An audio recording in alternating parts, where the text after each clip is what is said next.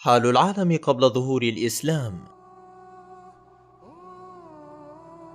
كان العالم قبل ظهور الإسلام فيه من الشرور والعادات السيئة ما لا يعد ولا يحصى، وفيه من الظلم ما فتك بحقوق الإنسان ونهش حق المرأة بشكل خاص.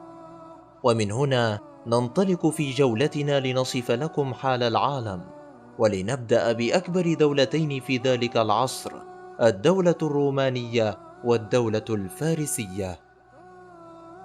مزقت الخلافات العقائدية بين طوائف النصارى أواصر الدولة الرومانية، فالخلاف بين المذهب الأرثوذكسي والكنيسة الشرقية من ناحية، والمذهب الكاثوليكي والكنيسة الغربية من ناحية أخرى كان خلافا حادا أسفر عن حروب مدمرة قتل فيها عشرات الألوف.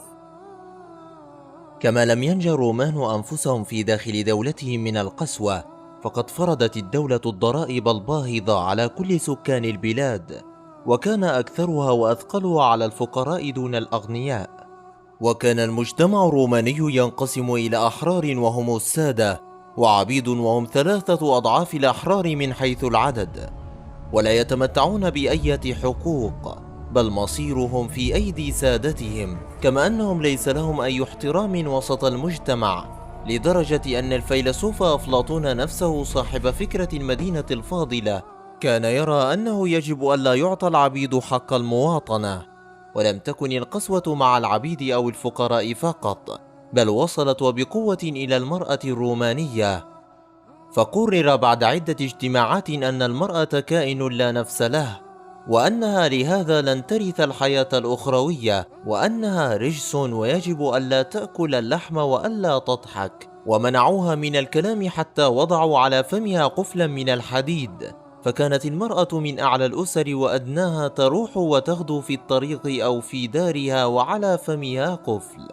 أما عن الدولة الفارسية، فكان الوضع في تلك الدولة يمثل مأساة حضارية بكل المقاييس، في كل الجوانب الأخلاقية والاجتماعية والدينية على سواء. فقد كان الشعب في المجتمع الفارسي يخضع لنظام شديد الطبقية، وفيه مهانة كبيرة للإنسان، فكان المجتمع مقسم إلى 7 طبقات، أدناها هم عامة الشعب، وهؤلاء ليس لهم حقوق بالمرة، لدرجة أنهم كانوا يربطون في المعارك بالسلاسل. أما عن أوروبا الشمالية، فيذكر المؤرخ الفرنسي رينو حال أوروبا قبل الإسلام فيقول: طفحت أوروبا في ذلك الزمان بالعيوب والآثام، وهربت من النظافة والعناية بالإنسان والمكان، وعمها الجهل والفوضى والتأخر وشيوع الظلم والاضطهاد، وفشت فيها الأمية. أما عن مصر، فكانت محتلة من الرومان منذ هزيمة كليوباترا على يد أوكتافيوس سنة 31 قبل الميلاد، وبعدها أصبحت مصر مركزا يمد الإمبراطورية الرومانية بكل احتياجاتها من الغذاء، وفقد المصريون بعدها سيطرتهم الكاملة على بلادهم. إن الوباء والموت والجحيم والسم والأفاعي والنار خير من المرأة.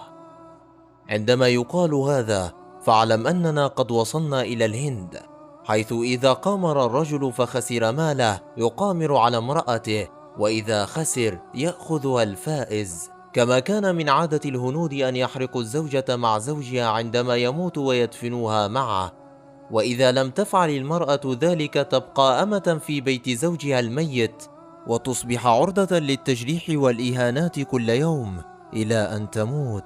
ويتضح لنا بعد كل هذا كم كانت خارطة العالم مصبوغة بلون الظلم والاضطهاد ودهس للمستضعفين.